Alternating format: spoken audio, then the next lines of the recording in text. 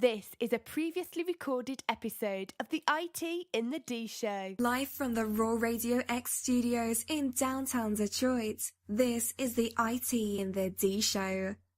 The following program is intended for mature audiences. This is Max Headroom, and what you're about to witness is one of the most sinister-sounding intros to a trailer to one of the greatest epics ever.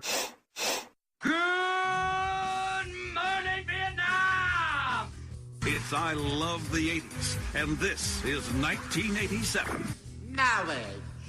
Marriage is what brings us together today.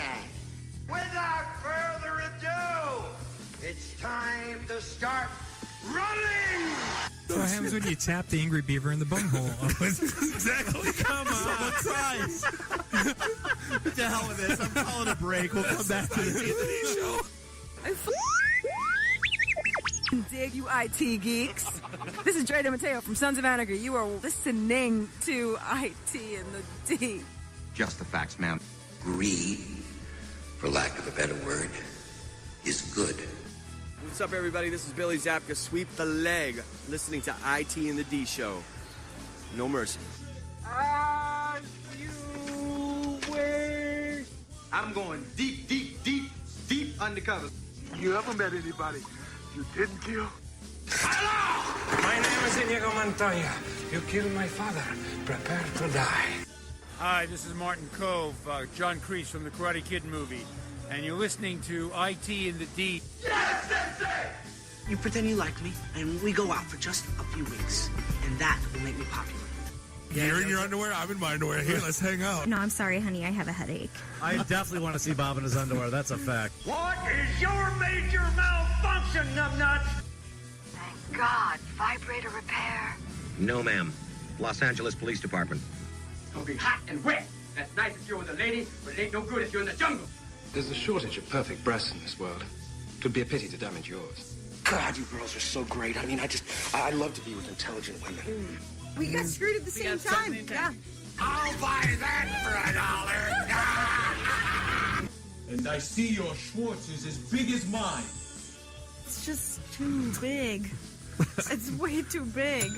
Well, baby, me so horny. Me so horny. Me love you long time. We just lost our clean tag on iTunes.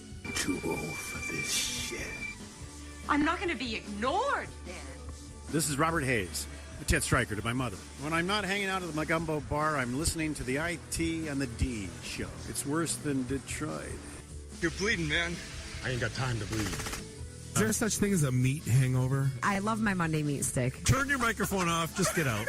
Nobody puts baby in a corner. Don't ever invite a vampire into your house, you silly boy. It renders you powerless. What is that private pile? Sir, jelly donuts, sir. So the combination is 1, 2, 3, 4, 5. Yeah, well, you're stupid. I always knew you were stupid. Last year, I spent more money on spilt liquor than you made. Woo! The world meets nobody halfway. Do you understand what that means? If you want it, Mike, you gotta take it. I knew it. I'm surrounded by assholes. Hey, folks, this is WWE Hall of Famer Hacksaw Jim Duggan, and you're listening to the IT in the D Show. Tough guy. Ho! I'm here to wipe the floor with your ass, and you know it, and everybody knows it, and you deserve it. All right, guys, let's take it back to the radio star. We're out here.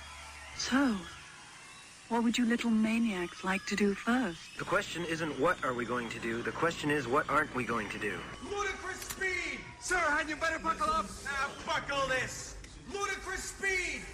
Go!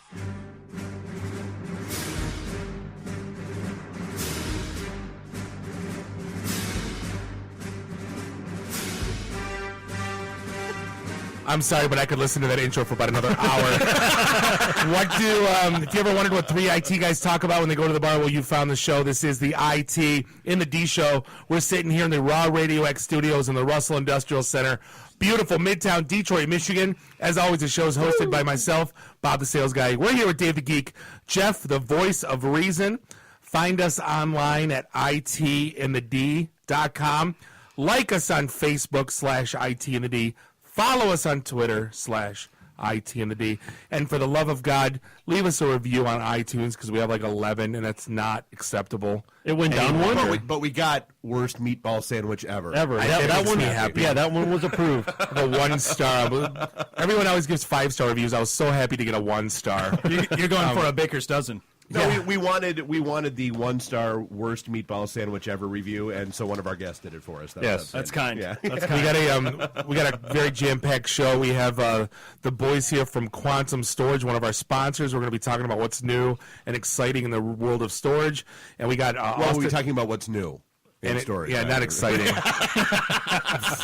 Yeah, good qualification there. It's all exciting. We got digital file cabinets and properties of digital file cabinets. And then we got Austin and Rob here from Motor City Geek. Hello. Talking about the recap from Motor City Media or the Midwest Media Expo. Yeah, which is going to be a hell lot of fun. Yeah, we did. We had just handle some business. Oh yeah, no. I said before we get started, want to give some love. We got a new sponsor this week. We got a phone call. It's like Dave's been wearing the same glasses since like 1991. So like we need to change that. True. So we got a phone call from Warby Parker. If you don't know what Warby Parker is, they basically what they figured out is no one wants to go buy glasses at Walmart anymore and go to the optical center and try on these crappy glasses. So they came up with a really cool way to buy glasses. So basically, you go pick frames. They'll send 5 of them to your house. Pick one, wow. And whether it's prescription, reading glasses, sunglasses, and you ship the 4 back. You keep the pair you like. Yep. And so we got a deal with them. If you go to warbyparker.com, it's WARBY, warbyparker.com/IT and the D. You get free 3-day shipping, prescriptions included. Glasses start at $95. They have great styles. They have this cool flash program. Like where you take a picture with your webcam and you could try different glasses. Get the hipsteriest glasses I could possibly We know you are. We know you are. But yeah, we're happy to have all of Jeremiah's friends love me again. That's my game plan. I just got You'd be like Private Pile. Exactly right. I don't wear glasses, but they sent me a cool pair of aviators. Best, I finally have an expensive pair of glasses, so I'm like, I got to protect them now. Yeah. Cool case. It's kind of like it's another thing. It's like Loot Crate Harry shave kits. Yep. These packages come. It's like you feel like you just like hit the lottery. It's like very cool. It's a gift that keeps on giving. But the cool thing about Warby is, sorry, Dave. The cool thing about Warby is they got a social conscience too. So if you buy a pair of glasses, they'll actually donate a pair to someone in need. Yep. So you actually help it out a little bit. Yeah. Wow. So check them out. warbyparker.com/IT and the D, and we appreciate the support. Well, and so like that's one of the things that I think I want to call out is we've talked about a couple of new sponsors that have come onto the program and that we're trying to play around with a little bit. We try them out before we send them, like before we say yes, and before like we put them out there for you folks. So by all means, like we're not just blindly shoving crap down your throat. These are companies that we know, that we vetted, that we tried, that we played with. We trust. And and more to the point, we wouldn't, again, it's kind of like our events. Our names are on everything we do. The last thing we want is someone go out there, oh, dude, those assholes sent us to Warby Parker and they suck. I just went glasses shopping last week, so you're telling me I can do that at home now? Yes, you can. And they actually got the little webcam thing that actually will take a picture of your face. Does that and take your measurements? And Yeah. Well, it'll show the frames that match your face. I further don't need human contact. Exactly. Pretty much, yeah. This sounds like the dream. It is, yeah. Welcome to my world. The Amazon, shipped by Amazon drone. They don't even knock on your door. I just need Amazon Prime, and I'm all set. Right? Oh, you don't have Amazon Prime? Well, I do have Amazon Prime, but can I get my glasses Amazon Prime? Oh, yeah, they know. They'll ship you 5 pairs. Oh, fantastic. Right there at Tier 2 store. Yeah, somebody record that for me. I'm gonna go there tomorrow. Right? But hey, real quick, we do have a social coming up on this Thursday over at the Blackfin, our home base. Yep. So we've been getting 60, 70, 80, 100 people, if not more. So all IT folks, no MLM, no insurance basket salesman. Basket salesman. Insurance basket salesman. No $20 at the door. Here's your basket of insurance. Have a nice day. That's might as well. Phenomenal, Bob. That's outstanding. Don't bring resumes. And when's our pink slip party? 2018? Yeah, March, September, whatever. Yeah. Is it 2018? I don't know. It might be. But yeah, and if anybody does want to call in over the course of the night, our phone number is 313-462-0107. Bob already covered the Facebook, Twitter, and all that fun, happy hoo-ha. So yeah, I mean, so what did we do this weekend? Dude, we went to. You know what? I'm not gonna lie. I kind of wanna hold that back. Like Okay. I want to get into that with Austin and Perfect. Rob, and so let's. We went to Midwest Media Expo. We sat on a couple panels. We drank an awful lot of everything, and the guy from Duke Nukem is insane. Let's just go Hail to with the that, king, baby. Yeah. And then we'll come back to that. So 2 questions. How are you even talking right now, and how are you even vertical? Oh my God, dude, you don't understand. So here's the fun for the weekend. So I was we went to Midwest Media Expo and did a couple panel discussions, and by the time like Saturday night was rolling around, I was like, yeah, dude, I'm totally losing my voice. Like, no joke. I feel it happening. And then we get the note from the dirty little secret that's not so secret. You know, Bob and I are involved with a professional wrestling circuit. And we get the note that the guy that does the ring announcing can't make it. Well, Bob's on his way to Chicago come Sunday afternoon. So I'm like, all right, I guess I'm throwing myself on this hand grenade. Let's see how that goes. In this corner, the Crusher. Please tell me you did it exactly like that for the full 4 hours. Heavyweight champion of the world. Yeah. And so, There's no other way to do it. Yeah, so I went and did ring announcing at wrestling last night, and literally, it made Anita worried because as I was driving home, my voice went out. And so, she was worried that, I got into an accident or something stupid happened. No, she was more worried that Bob had to hold the show down the next day. Crap, how do we work the soundboard? Yeah. But yeah, so I have drank more hot tea with honey and lemon. Well, and here's how stupid so I'm at the Ritz last night, and literally it was one of those things where I'm like, look, I need something for my throat. Give me a double shot of Jaeger. And I'm sipping on that, just trying to coat my throat. And I'm like, okay, that got me through intermission. Give me another one. That got me. So end of the show, and I'm sitting there, I'm talking to Jamie and a few of the other guys. And I look at the bartender, and I'm like, look, I know this is the dumbest question that I've ever asked in my life before I even ask it, but I'll ask it anyway. There's not the wildest chance in hell that you have, tea or coffee back behind the bar. And she looked at me, and she went, really? I'm like, that's all I needed to know. That's all I needed, yeah. Do you have any natural honey? So, something happened today that drove me absolutely batshit crazy, and I hate it. So, you have kids, right, Jeff? You have kids. Yep. Yeah. Go to your kids' play at school, and what do you see? A sea of parents with iPads over their head. Right. Pretty much. Yep. So basically, today trying to reenact the scene from Say Anything with the boombox. Yeah. Exactly. So today there's a pretty damn accurate. There was a conference downtown at one of the casinos, and it was one of those inspire me to be awesome and listen to people speak. Nothing and it was but pretty one-liners. much 8 hours of if you can see it, you can be it, right? And the place was packed with $1,000 tickets.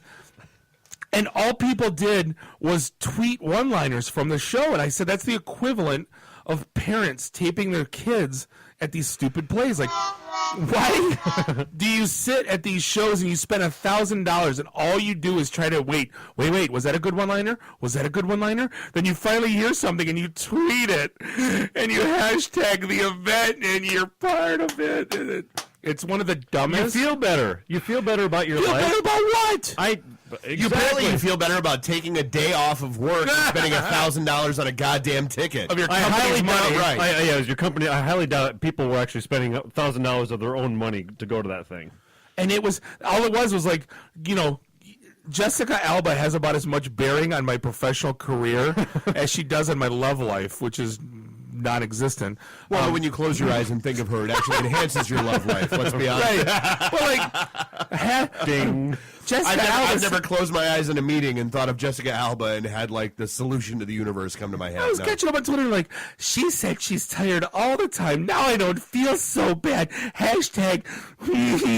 It's what in the world did you get out of that? I had to mute that entire hashtag. Hashtag PP in the D. Right. Oh, my God. Hashtag when's a bathroom break? Well, Bob, what did you say earlier? If I have to go to a conference to feel inspired, I'm in the wrong line of work. If I got to pay money to listen to someone speak, which thus inspires me, I'm completely in the wrong line of work. Yeah, that's what it was. Yeah, come on. Right. Thank you. That's what we need. Have that on fast queue. We need to have the anti-conference. I think that's our next thing. We need to figure out how to write that, which is the middle finger to those stupid wiener. We tried, and then those who will not be named got in our way. Point taken. And now they're out of our way, and so yes, we should. And here's the thing, like, I love Mayor Mike Dugan, right? He seems like a pretty cool dude, guy you could have a beer with. Pretty down to earth, yeah. Well, Dugan, listen. I know you listen to the show. Don't pretend you don't. More to the point, your social media person does because we drank with him. If you can knock it off with the parade-inducing, we just installed 10,000 more streetlights. Enough. Stop. You're supposed to. It makes the city look weak and stupid. I'm sorry, it just does. Dude, that's like I said, I will stop being the bitter, cynical ass that I am about everything. Or, well, at least about this. Like, so you're never going to stop being that. When that stops being a thing. When it's not...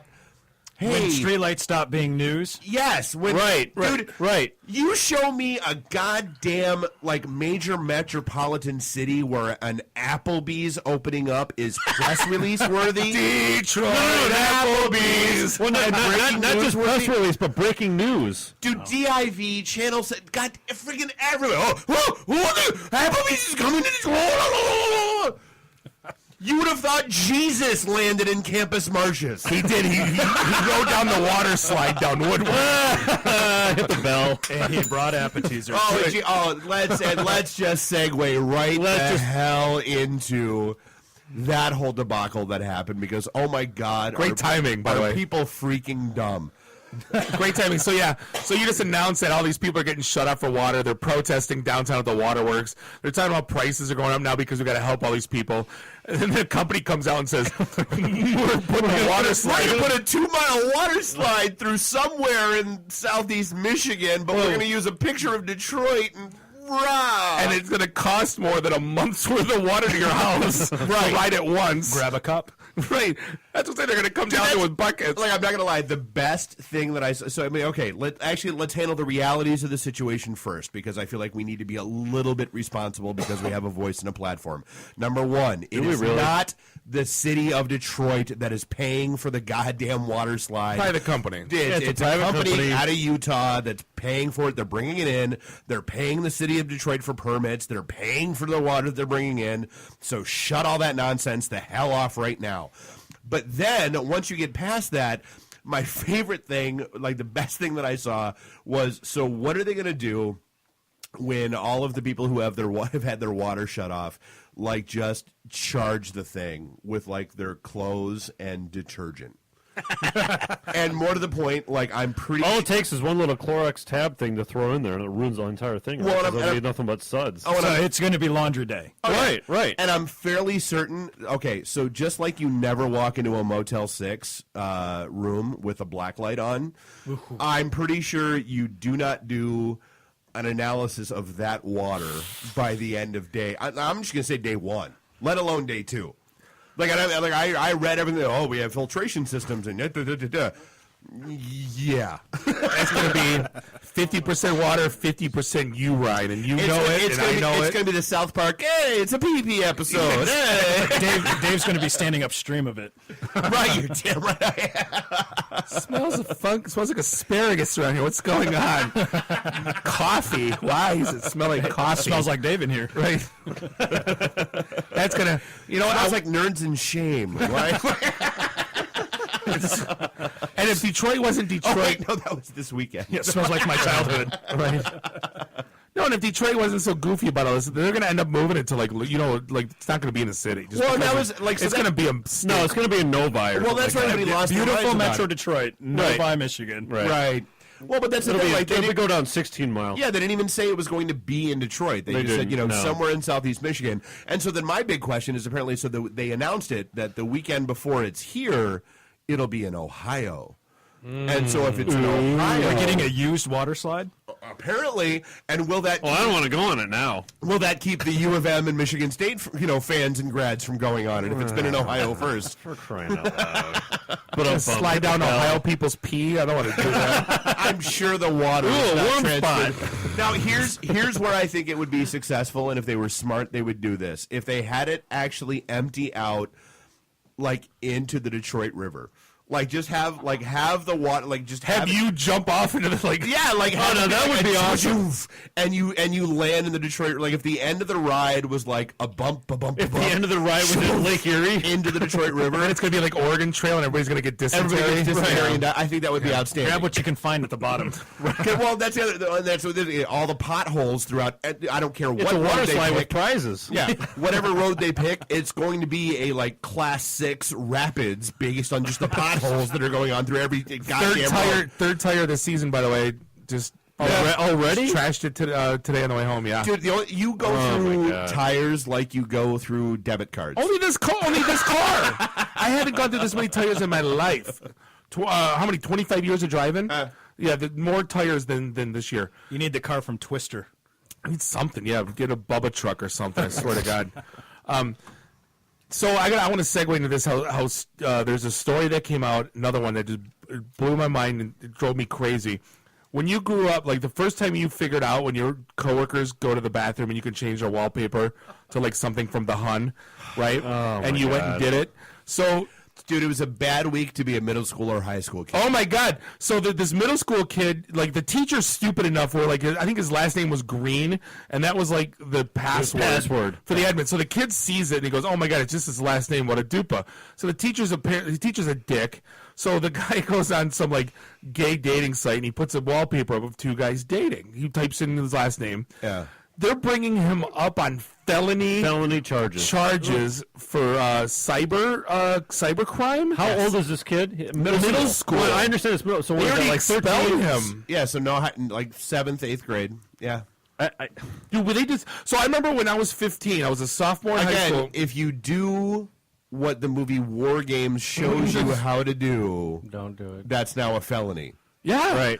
Well, no, when I was 15, they put the first network in, right? It was 87 or 88. Dude, it was open. We had this conversation last time. Like, it was open, and I saw everything. So what is the basis of the felony charge? Like what? It's unauthorized use of a password to gain access to an account, and I mean, it's. They're trying to use it as the an laws example. that are on the books. So they're throwing them up against the wall to make an example. Exactly. Yeah. Well, and the other one was the kid and this kid was actually just stupid. The kid from the high school in Monroe, right? That basically like figured out how to launch a DDoS against his school servers, which are all like it's all in the cloud. Yeah. So he launched an attack against his school servers and would knock the entire school system offline for 10 to 15 minutes at a giggle, shot. and then they go back to the pop back up, and then he do it again. Right. Giggle. So that's what I was getting. Like that's the difference. We talked about this a few weeks ago.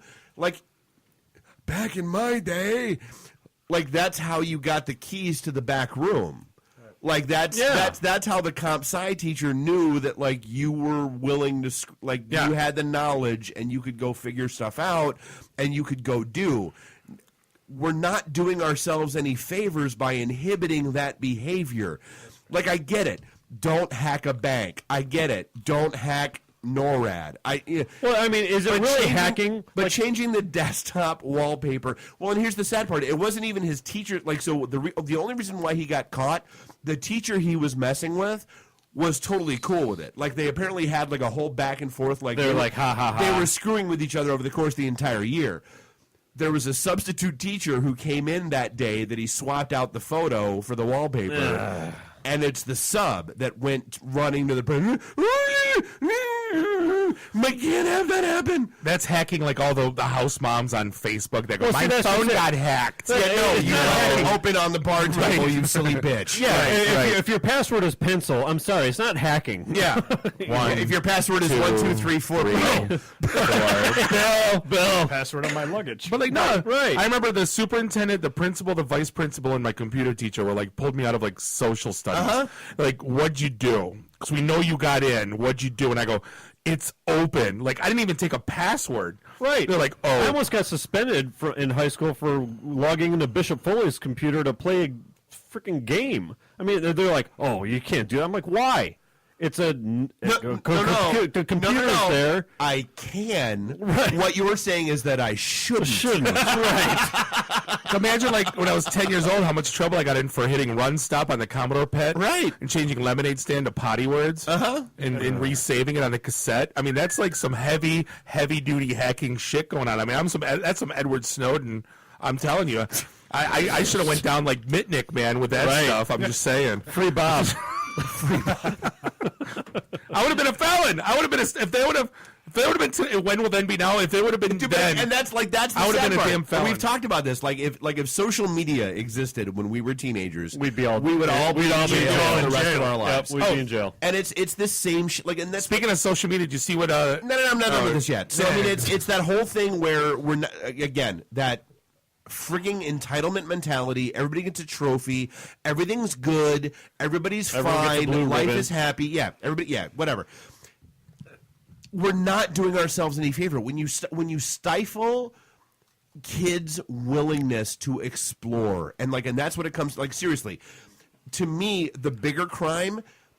If your freaking password into the network admin root access is a teacher's last name, fire whoever set up that network for you. Absolutely, that's the bigger crime to me, because that means you don't understand network security. You have no business running a network on your school if you can't do it right. You have no business. You have no business doing that.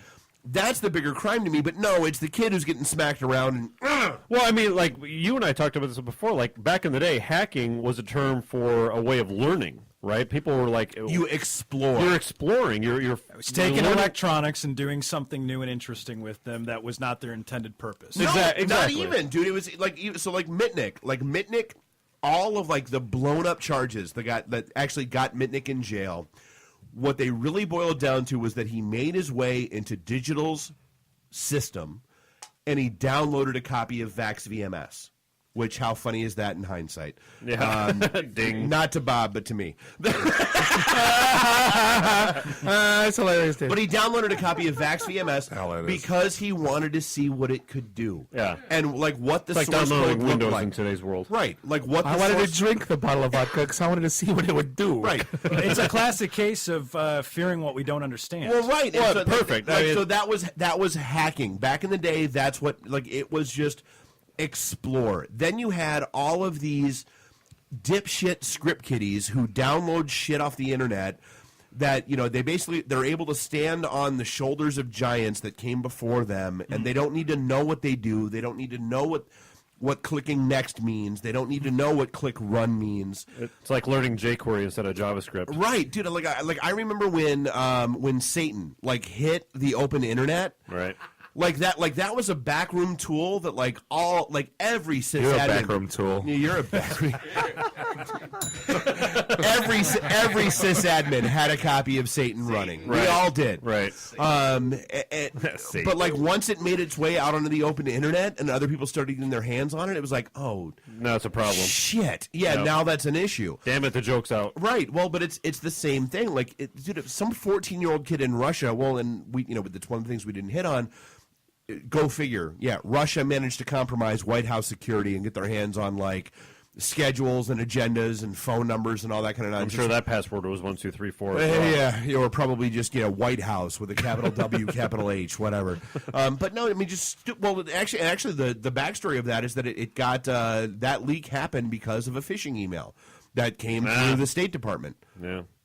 Outstanding. But no, I mean that's the part that I don't think people understand is you have to let people explore and you have to let people be creative, because if you don't play with what's not there yet, there is no what's next. If you force people to live in that damn box, we're stifling. Yes. We stifle creativity in an electronic world. Where do you draw the line, though? It's a good question, eh? You don't. I'm just saying. You draw the line in national security, I guess. Well, no, but look at all the stories that come out about hey, we tried to contact Company X about this hole that we found in their security for 6 months. I read about that all the time. And nobody took us seriously, and nobody listened. Well, how about all the companies that have the hacker competitions? Come go after our code. Yes. And we're going to reward you for it. You see it all the You're going to time. make it a more secure product. Dude, because it's cheaper than hiring a security company to do it for them. It's good business. Dude, the hackathon. When we launch our company, we're not hiring a single developer. We're just going to launch hackathons. Yeah. No, that was the first time I learned about it. They were on the show, and I'm like, wait a minute. Just make it public. Feed them pizza and Mountain Dew, they'll be fine. Yeah, you don't need to pay them. Yeah, for a $500 prize. Or put them in jail. Yeah, and that's what it comes down to. And all the Mountain Dew and Cheetos they can eat, they'll code my whole.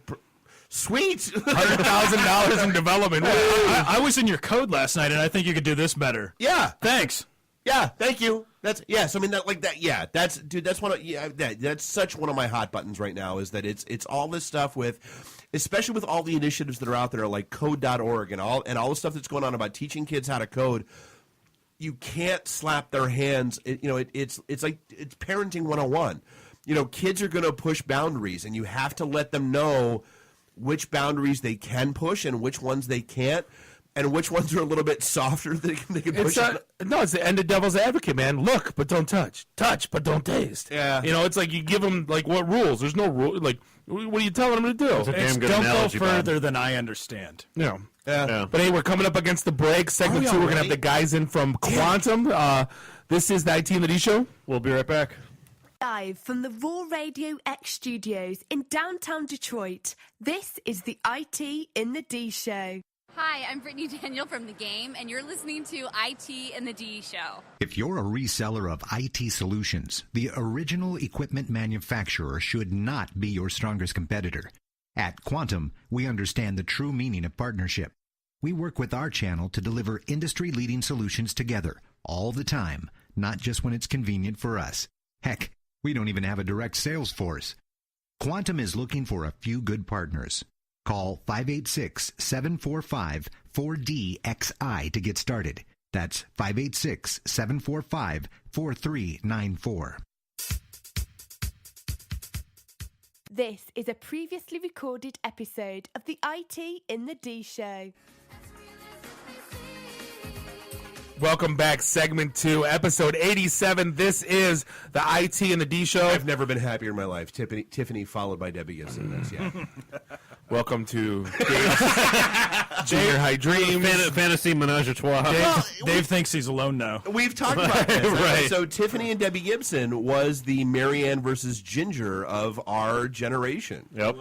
It was, do you like the kind of maybe dirty little redhead that hangs out in malls, or do you like the little squeaky, clean-cut blonde girl? If you're only hit as a cover, though, do you really even exist? The debate rages Dude, on. she had more than I think. Yeah, I think actually the debate continues.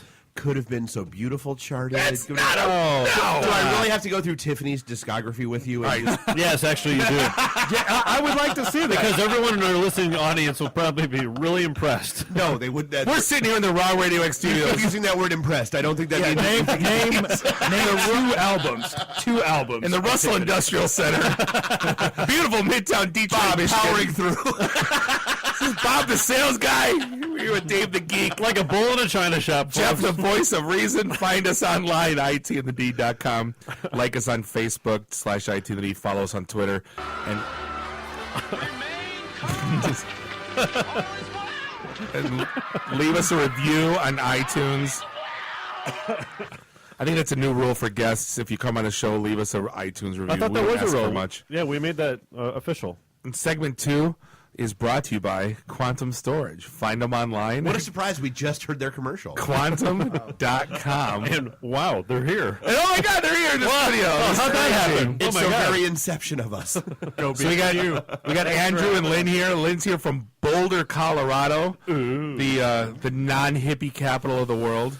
Hippie. He's not wearing Birkenstocks either. It's crazy. I almost brought them, but I didn't think they'd be appropriate for Detroit. When he's not hugging trees, he's drinking beer. Wondering why the studio smelled like patchouli. Where's the green cross? I don't see any. No, we red were cross. actually just talking on the hallway. I was running him through some of the other folks that are in the studio in the rooms accompanying us. Oh boy! And he was like, "Dude, this building would never happen in Boulder, and that's a shame. Like Boulder needs that." Tell you what, you know what? Well, you can have the building. I'll take this building. This place is money. So for those not in the know, give me the 10-second elevator pitch on what in the Blue Hell Quantum is. I think this is the Andrew department. Yeah, it is, man. We're backup storage and archive. We've been for 30 years, and you might not have heard of us because we've been OEMing a lot of our solutions, but now we're working direct with a lot of industries because they're adapting a lot of the same practices that the big data organizations have been doing that we've been working direct with for the past 10 years. So you're not. Everyone knows, like, obviously EMC NetApp, like the front end, the primaries, right? What makes? I know you guys are different. You don't compete in that space. How are you different? Look, does that make sense? Yeah, no, totally. So we specialize in digital data storage, and that area is exploding right now, right? You guys hear me? Yeah, how so? So, for instance, you guys got Echoes, right? Jeff and Bob, you guys were talking about your Echoes last week. So, Right. Who wants to read? Who wants to type anymore, right? I stopped What an reading in like asshole, third grade. Except everybody, Wiki's great, right? Everybody It's got poops. a ton of Bob's a huge fan of everybody Wiki's poops. great. It's got a ton of information on it. Yeah. But, I mean, you actually got to read it, man. I'd rather probably just YouTube it, right? That's tough. So if you're a company, you're an organization, you want to get people's attention, right? You've got to be in the video production business, creating content, right? You want to read white papers, or you want to watch a 5-10 minute overview. No, you're witnessing the lazy parent generation because we all have kids. And I told my kid, I'm like, Daddy, no, ask question 2, Google no L. Like now Alexa YouTube show you what to do. So like, no, ask me nothing because now you've officially been replaced by Alexa. Right, exactly. Now I've been replaced by an electronic trash can sitting on the counter. I actually think there's another explanation for that. Anytime you want content on demand, and if you look to any of your major sporting institutions that are out there, or really any of your other type of content that you want right now, a lot of times that is our software and our storage bringing you that content. Which is pretty much everything. Well, so exactly. Is there a specific example you can throw out? I don't know if I can say it. That's why I was going to ask. So Sports Center, NFL Films, okay, NFL, HBO. You know, CNN, we can go back Fox and look News. at the Los Angeles Dodgers last night or the day before, or maybe they played the Detroit Tigers. No, I played the Pirates today. The Pirates, exactly. We can bring up that game right here, right now. They lost. I don't want to watch But it again. that's quantum. Oh, they finally lost. The Tigers finally lost again. Oh, did they realize that? That is quantum bringing you that content when you want it right now. It doesn't have to happen live or whenever it happened. You can get it. Well, we were talking about TV. I was at the Hofbrauhaus in Chicago last night. I was talking to somebody, and we were saying how no one watches TV anymore. I go, everything's DVR'd. I go, there's 2 days a week. No. Everybody, you still watch TV. You just don't watch it live. Yeah, you don't watch it live. No, there's no such thing as must-see called TV. time shifting. Yep. Yeah, there's no such thing as appointment television anymore. Yeah, it's totally screwing up all the Nielsen ratings as well. 2 days a week, kids go to bed. I'm watching 4 hours blowing through commercials. Yep, It's, Exactly right. That's object storage. Yep.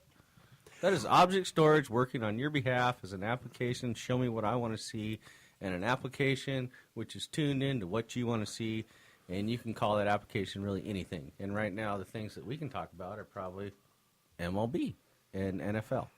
Well, Those are it's probably the best examples. Are people watching archived ball games though? I know I watch them, right? No, but I mean, I watch sports as much as the next guy, but usually it's, hey, I watch either game day, on Tigers.com, or I'm watching some clips from ESPN, but I'm not, I want the 30 seconds of crashes from NASCAR. I don't Right, actually right. want to watch. Yeah. Okay, you just hit on some of our 3 top customers. Alrighty then. You just hit on them all. NASCAR Right fans there. have computers? No. Wait, do they know how to use them? They only know how to turn left. And we just lost our listeners in Wyandotte. Great. Thanks, Well, left In shift. North Carolina. Left shift, not right shift. Right. Making a left turn. Making a left turn. So how much of that is beholden to the network pipe? I mean, we were talking about that a little bit at the bar as far as... Oh, I think network pipe gives you everything, and I think that holds the actual future for storage as we know it. Yeah. Because, I mean, like I was walking through the airport line today, and it's like, okay, you can get your laptop out, but if you have a tablet in, you can keep it inside your bag. Well, what's up with that? Well, my laptop holds storage. Well, my tablet really doesn't. Yeah. And so I have to tap Well, in. in a lot of cases, laptops don't anymore. Chromebook. Yeah. It's a great little device. A until cloud your router machine. dies. Yeah. Good example of a tablet. I'm going to tap into somebody's storage somewhere, but bandwidth is my continuity to it. I mean, I just bought what did I buy? 64 gig or 128 gig little SanDisk USB sticks. Yeah, that has more storage than the damn tablet, but like don't need to put that's on my keychain. Well, the sad reality is it has like 100, if not 1,000 times more storage than like the computers we grew up with. Mark lost all his music. Like 100 times. Mark lost all his music, so he said, hey, for my birthday, can you give me all your music? I go, yeah, no problem. So I'm figuring I'm going to transfer it in like 5 minutes before we're leaving. And it's like a 3-hour process. Yeah. And I go, Mark, you just got like, I think it was like 42 gigs at like 13,000 songs. He's like, oh, that's pretty cool. Oh. I'm like, just to think that it's on a little teeny like stick of bubble gum. Right. Yeah. Like my entire work, life's music. Whereas we used to wait 8 minutes for an ASCII boob delivery. yeah. But that ASCII boob is huge. But the thing is, line by line by line. If you got the time at We got the beer. 9,600 baud, you can get whatever you want. Yeah. I remember going to a warehouse and getting a wicked upgrade of 4 megs of RAM. Yeah, that was huge. It was. That was huge. Yep. Dave, did you say you just found like an old iOmega drive? As I was cleaning up my home office, I discovered 2 iOmega zip drives. Nice. Did you put them into use? You bought into the ecosystem. And all of the Do you remember what's on them? There was the 100 meg discs that were just, wow, that was cool. Well, that was like beyond. But then the 250 meg discs is the iOmega Zip Plus, and I had those. And wow. Skeet shooting next weekend. I really need to purge some of my shit. It's like do you have the drives actually? Yes. Spin them up? Drives and the disc, yeah. There's museums for and that. I plugged one in, and I managed to find a driver that would make it work on a Sweet. Yeah. Did you not find that challenging and fun though? Absolutely. But again, like that's like to like again, this kind of gets back to we were hitting at the end of the last segment. Like that's the fun to me. Like, dude, there's so much cool shit that's out there that sometimes the old ways are the best. Like, and that's what I think a lot of people miss. Like all the shit that went on with, we need to have a flash menu. No, you don't, because everyone hates you and kiss my ass. Stop. And I'm not saying everybody needs to go back to like 1996 with frame tags and all that kind of nonsense. But I mean, like when it comes to like building intelligent design and all of your like nice, clean, and easy sites, people way overthink shit because they want to go for what's cool as opposed to what's actually functional and useful for your client. Like that's the part that I think people like fall down on a lot, and that's where we kind of got into this conversation at the bar. Like it's not a sexy topic, but I mean, like one of the things that truly matters from a business perspective is data retention and audit and what goes into that nonsense, and that's where like quantum makes a difference. Oh, absolutely. It would make a total difference, and I don't only think the retention is such a difference, but the restorability is the major difference. And depending on whether a site that is your local site versus your secondary site, which is your tertiary site, we have mechanisms of bringing that data across those layers. And that's really what quantum's about. There's disk drives back in the 80s that we saw as quantum. There was tape drives back in the 80s, 90s that we saw as quantum. Still can't believe tape's a thing. Isn't that amazing? Still a thing. Oh, yeah. How about mainframes? Mainframe personnel. Cobalt's never going to go. Nope. Oh, yeah. AS400. I was talking about that in Chicago this morning, and the guy's like, he goes, how many mainframe guys are left? And I go, a lot. In Detroit, there's a ton, just because of the autos, Right. And he's like, oh, you got a good point. Well, but but not only that, but I mean, it's the Kmart versus Walmart mentality, and that's the thing that I always have when it comes to business conversations. Like, as long as you have legacy companies that are out there.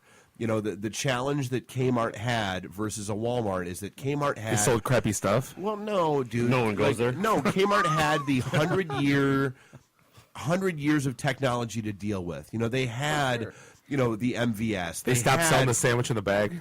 Yeah, they thought... I like that sandwich. They stopped the special. Whereas, like, Walmart came onto the scene with relational databases being in the market. They were dragging the old technology with them. And so, and you look at all the pain and suffering that happened with pain, suffering with the dark side of it.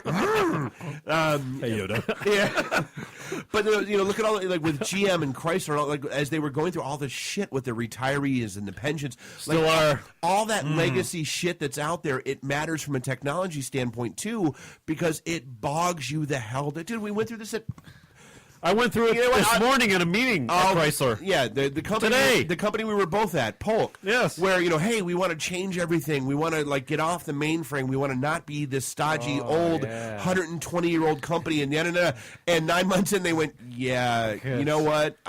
We're good. It's, We're good. It's too hard." Yeah. So I mean, with this advent of video, I mean, that's it's fairly new, right? Watching this video on demand. I mean, it's only not even a year old. How crazy is the world getting with these data?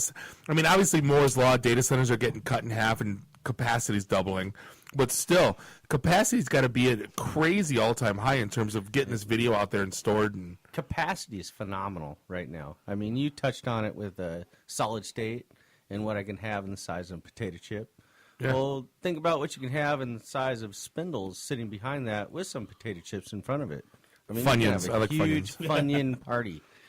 So whenever you can migrate your data to the front ground in solid state, but support it with spindle disk in the background, that's the recipe for cloud services. All right, so let me ask you a potential dumb question about the longevity of solid state drives compared to spindle disks or the older technology like tapes. Savings, something that needs to be archived for X number of years on solid state drives. What's the reliability of that type of storage? Well, it really comes down to frequency of access. Okay. And so the reliability of storage is always kept in this form in which we called RAID or rate. And so RAID is disk drives, rate might be tape drives. Somewhere in the background, you might have solid state in the front ground. But as you enter accessing that information, it gets propagated to different layers. And that's all part of the technology in which quantum is a part of. So it's backed up across multiple devices, multiple mediums at the same time. Multiple mediums, multiple devices, multiple accessibility, and really the only thing that stands in your way is bandwidth. Got it. so whose fault is that? My fault. Oh yeah, it's mine. So who's the target? Who's go the ahead. target customer? I'm an upper mid-market customer. Are you looking for me? I'm looking for you. I'm looking for everyone else who wants to access and store information. Whether you want to store it in a digital format, whether it might be solid state or disk drives or tape, depending on what your retention is and what your accessibility requirements are. So if I care about DR, I'm talking to you. Depends on what type of DR you want to do. Do you want to do DR with the tape library? Do you want to do DR with bandwidth out of a cloud? How fast can you afford to go? I'm just going to totally sidebar for a second. Bob, can we get him and Ross in the same room just to Oh my God, I'd never noticed just to that. show Ross what he could have been? If you would have went to IT school. Sounds like another show to me. Sounds like another trip to Detroit. If you would have went to ITT Tech, Ross, this could have been you. That's funny. But no, that's really the cool thing about quantum is we have it all. I mean, from software to storage, and when it comes to hardware that stores the storage of the data versus software that allows you the APIs to access that data, that is quantum. At least in my mind, it is. So I guess that that's what is the quantum pitch? Like walking into a company, what is quantum's? Yeah. Wake up, Andrew. Yeah. So, so it depends on a couple things. So one, talk about the data that you're managing. What's your capacity? How much data are you managing? How much are you paying cost per terabyte, right? That's the big one. Right. Yep. There you go. And that's what organizations are starting to look at now. Some are, and everyone will be, right? Because it's, okay, so our data is growing, right? Everyone says, Yeah. right? It's Leon's not gonna getting shrink. larger. Leon's getting larger. Let's go. Right? So what's it growing by? Maybe it's growing by 10 terabytes. Maybe it's growing by 100. Maybe it's growing by a petabyte, right? So we got to look at that projection, and we got to say, okay, so what happens when it grows next year? What are we going to budget for? Okay, where are we going to store it? So are we going to store it on our primary? Okay, so we got to grow that by X, right? 10 terabytes. Well, then we got a data mover, right? I don't know, maybe it's Symantec, EMC, whatever, Commvault, whatever, right? So then we got X, and then we've got the tier 1 backup, right? So every time we grow, we're paying layer after layer after layer. We're upgrading. We're upgrading the whole environment. Right. So our approach is, all right, let's take inventory. Let's look at the data. Let's see what it is. And depending on what kind of data that is, let's archive it off to what's most economical and how we can access it as efficiently as we need to. Well, I mean, and you know, Jeff, you were just saying I went through the same conversation today. I mean, it's literally like, so what needs to be live, like what needs to be in quick access versus, you know, what can you take the hit on? What can I not deal with, Skippy? If 6 you months haven't, from now? Skippy, It's DR. I mean, what well, needs not to only be? that, but I mean, if you haven't logged into our website in 2 years. That can be shelved. Right. Do we really need to touch it? Yeah. It's like my wife with their closet. If you haven't touched it in 5 years, get it the hell out of the house. Well, that's the whole Murphy's Law thing about moving. You know, if you don't touch the box when you move, right? If the box hasn't been opened, No, not when it comes to data. That's not. So the case. let me add one more. Oh, there's still limits with data. There are absolutely limits. No. If I have pictures of your dog, I understand it's your business, and so no, you don't want to have for a long time. Well, then you get into HIPAA compliance, and it's a whole financial Dude, trust me, compliance. I'm the pack but rat. I that have deletes pictures anything. and I have the mechanisms to store them. But really, Andrew kind of traversed a number of areas of our business, and so when it comes to disaster recovery, from an enterprise protection point of view, you know, you might have a particular interest in that. Yeah. But when it comes to content and serving up content, you might also have a particular interest in that. And so socially and entertainment-wise, I have an interest in content. From business point of view and sustainable business, well, I have an interest in other content. And that would be the restorability of my data to continue my business. Well, our company has both of those to offer you. Well, and that's the big issue. Like everybody gets into DR plans, and you know, and what happens with continuity of business, and what happens when things blow up. What a nightmare. Well, no, I mean it's like dude, my day job, it's all about probability versus possibility. That's right. You know, and it is. I mean, it's what's possible versus what's probable. I literally got into an argument with somebody because I put our data centers in Chicago and Los Angeles, and they're like, "Well, what happens if Chicago and LA both drop offline?" I'm like, well, then you got bigger problems. Well, no, I'm like they're different. Godzilla. No, I'm like I picked. They're on different data grids, Rotan. East Coast, West Coast. They're on different fault lines, East Coast, West Coast. So candidly, if we're in a situation where both Chicago and LA are offline, there's a problem. We have bigger issues than someone making their car payment. Dave's not available at that time. Yeah, Dave's out. I'm probably home with my family. Yeah, exactly. That's always the joke. No, I'm driving to Bob's house because that's where the bunker is. No, that's where the booze is. But that's the biggest joke when it comes Go to out a with a disaster smile. recovery test. It's like, well, where are you going to be during that test? Right. What's really going to happen when this is for real? Well, we're going to be in our office. Oh, right. So we got somebody chiming in on Facebook. Where Joel, your buddy, Yeah. he just chimed in saying tiered storage. Nobody does it well. What do you got to say to that? I'd say you're wrong, Joel. Well, he's from New Hampshire. They're a little behind the times. You know, I don't know. 1987. And those are some of the things, you know, when somebody says nobody does it well, what is it that they don't do well? You know, Quantum comes to the table with products that do replication. Quantum comes to the table with products that do immediate restore. Quantum comes to the table with software that allows you to specifically request the content that you want to address. So I would suggest to Joel, you know, let's outline the problem just a little bit, you know, from secondary to tertiary. Even let's look at your primary storage. You know, what are you coming from? No, because and here's like Joel is. I mean, he's a guy I went to high school with back in New Hampshire back in the day, and he is. I mean, he's like on the front lines for companies doing this kind of stuff. Oh, perfect. So, I mean, good to know, Joel. Yeah, if you get a chance, chime back in. Hey, we are coming up against a break, though. We are. We find you guys at quantum.com. I think, didn't we, on the commercial, there's a local number for the Detroit team. 586 something 4DXI. We'll figure it out. It plays again in segment 3. But we'll let's hope. We'll have you guys back on segment 4. Appreciate hanging out.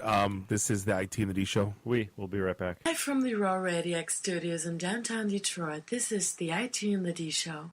Hi, I'm Ernie Hudson, and you're listening to IT and the D. All you nerds out there. Are you in the information technology industry as a professional looking for a job? Or a manager looking to hire top-notch, hard-to-find talent? Call Arrow Strategies at 248-502-2500.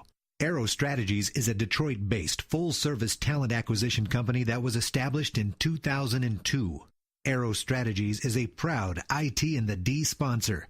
Make sure that you stop by our booth at the Pink Slip Party or find us at any IT and the D event. This is a previously recorded episode of the IT in the D Show. And we are back, segment 3, episode 87. This is the IT and the D Show. We're hanging out in the Raw Radio X studios in the Russell Industrial Center, beautiful Midtown Detroit, Michigan. This is Bob the Sales Guy, here with David Geek, Jeff, the voice of reason. Find us online, itandthed.com. Like us on Facebook /itandthed. Follow us on Twitter /itandthed. And for the love of God, leave us a review on iTunes, even if it's crappy. I don't care. About Subway 1 or star. something. Right. Worst meatball sandwich ever. I will take that over nothing. I couldn't figure out how to listen to the show, even though I called in. So I called in. But I ended up with a 12-inch footlong. That's right. Thank you. Or an 11-inch footlong. Subway Gate 2014. Guy inches. Pulling cable. Missed it by that much. Bigger than it looks. The place didn't have reclaimed wood. It was It's too acceptable. corporate. Hated it. The free beer wasn't cold enough. Right. Every giant bag of douche. And like, Tell you what, go out there and leave us a 2-star review. The free beer wasn't cold enough. But I found a job. You know like what? that should be the 2-star review. Right. Found a job making more money than I've ever had in my life, but the free beer wasn't cold enough. 2-star. I'll tell you what, if you leave that review, I'll buy you a beer. I hate you, but gosh darn it, I Right. respect you. Right. Their studio is so stupid. They didn't have any vegan options for us. Right. You know, I met the mother of my children. We had the popcorn wasn't cheesy enough. beer and popcorn and Slim Jims. They didn't have the gluten-free pizza. There's imitation meat They sticks. didn't even offer me a kale salad, assholes. Bob wins. Oh, God. So what did you guys do this past weekend? So we had an interesting weekend outside of the ring announcer for professional wrestling nonsense. What was that? Bob and I went to the Midwest Media Expo. Oh, boy, we did. Which is done by the folks that do Yomicon. We had Corey in here a few weeks ago, and kind of last minute-ish, he reached out and said, hey, you guys want to do a panel? Yeah, sure. And so we wound up doing a panel where the focus of that panel was me screaming at the photographer from Metro Times. Guy's like, hey, I'm here from Metro Times. F-bomb city. On a mic in a panel.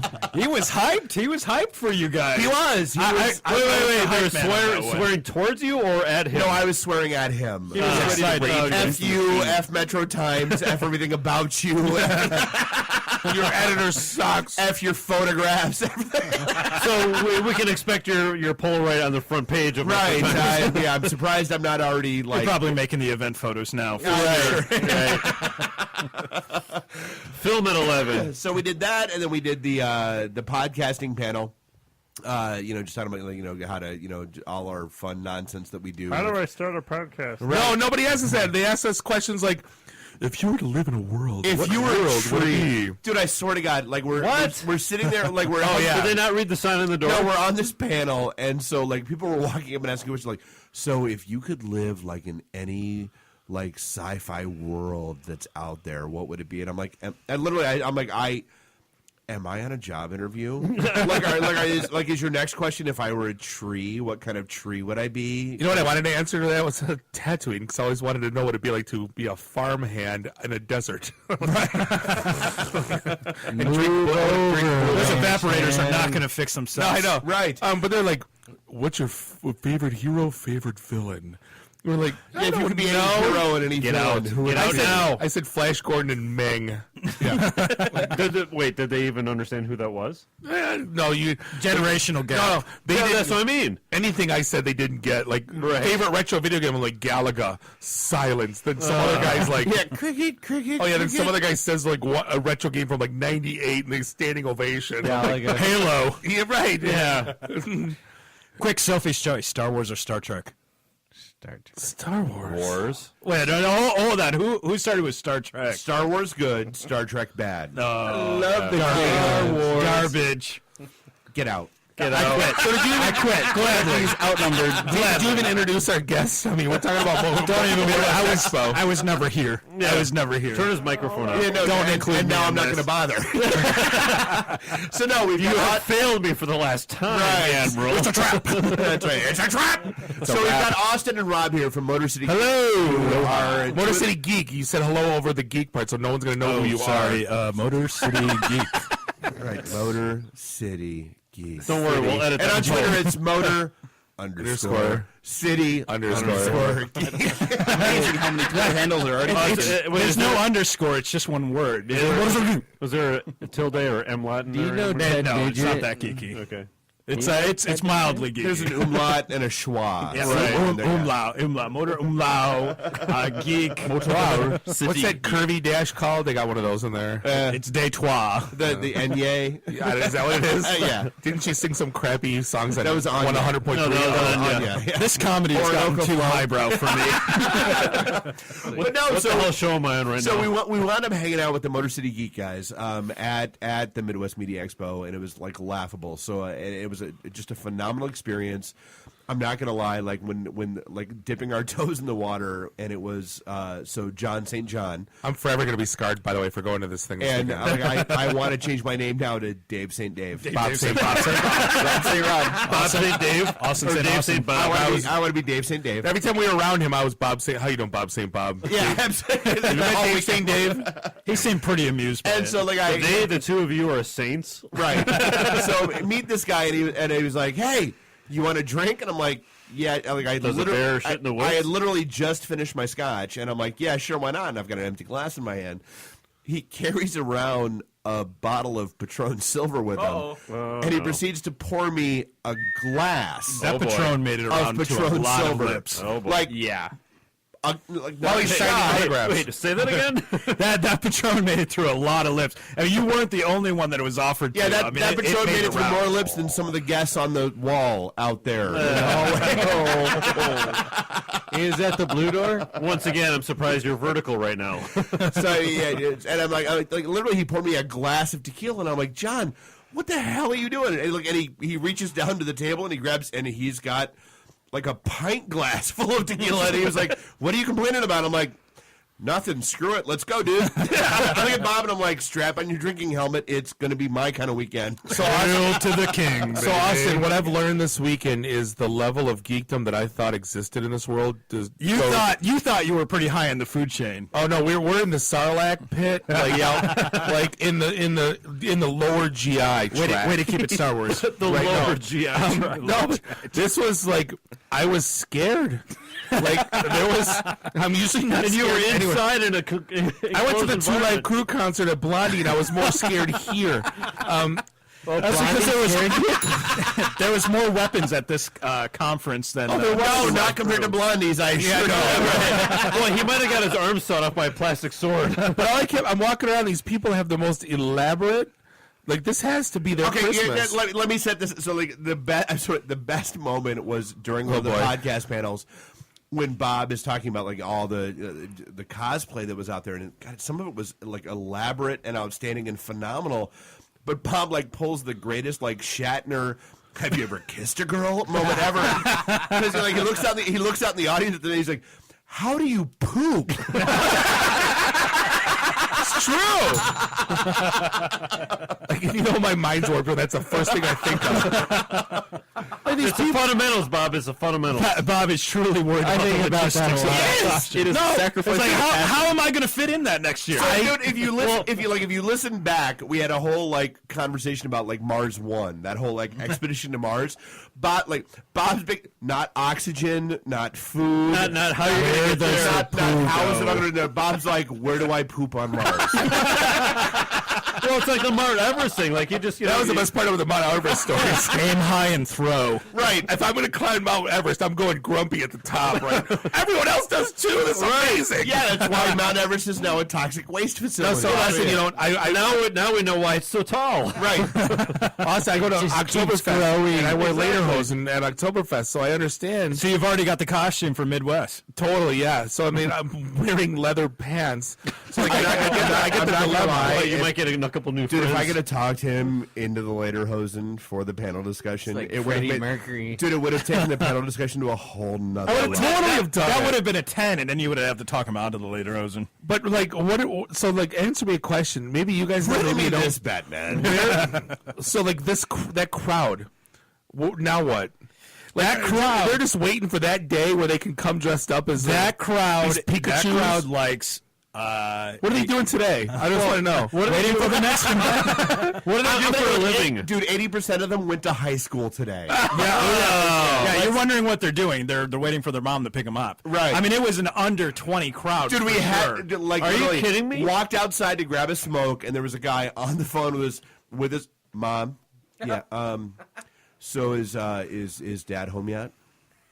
Okay. Well. Okay. So if he's another hour. Yeah. All right. Well, can you come get me? Because I'm all done here. Yeah. Really? It is a whole whopping. It is a 23, under. I am in the higher average range there. Oh yeah, Rob's young. Yeah, but like dirt young. No, but like we walked through like the vendor, like the trade show area, and I'm like, is that a fur fox tail? Like, what do you do with that? Like the stuff people were like buying, and there was a guy dressed up as the Highlander, or no, not Highlander. What was he? Mel Gibson, Braveheart. Braveheart. Like, Yeah. Like this isn't like Halloween. This is like It's a generational. It's a generational gap. These kids are under 20, and you know these kids go to school every day and they have interest in things that. It's just the same as you guys growing up listening to Rush and liking computers and all these things. I never liked Rush. Yeah, well, that's your problem. Everyone liked Tom Sawyer. A liar. Yeah, come on, give me a break. So all these kids like the generational new. You know what's popular now that you would have liked back then. You might not admit to it, but Dude, and I'm not gonna lie.